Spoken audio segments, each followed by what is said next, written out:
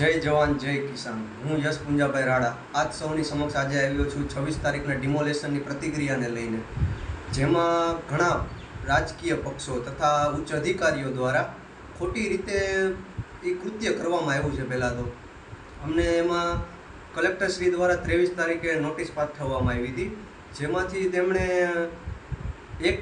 24 કલાક એટલે એક દિવસ તો મોકૂફ રાખી છે।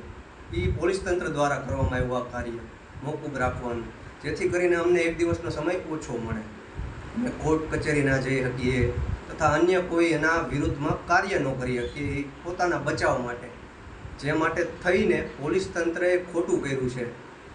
અને બીજી વાત રહી કે જે રાજકીય પક્ષ આમાં 107 ગુનાનો કે ગુજસી ટોકનો કાંઈ મુદ્દો જ નથી, જેને એમને એમ રાજકીય પક્ષે 100 કલાકનો પેલો નામ દઈને જે કાંઈ પણ કર્યું એ પોતાના સારા મતલબ દેખાવ અને પ્રમોશનની એક તક સમજી છે।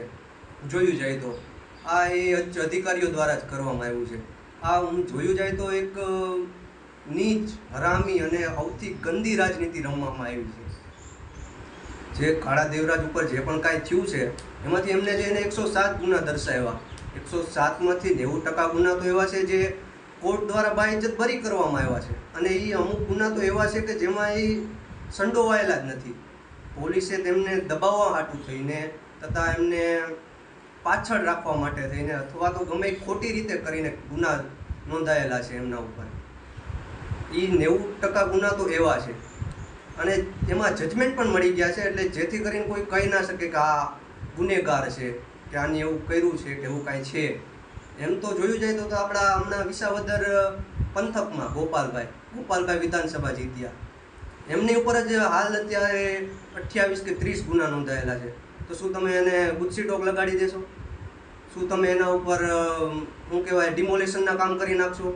જો ભાઈ કોર્ટે બાઇજ્જત બરી કર્યા છે એટલે એ માણસ ગુનેગાર તો નથી જ, સાબિત થયું છે।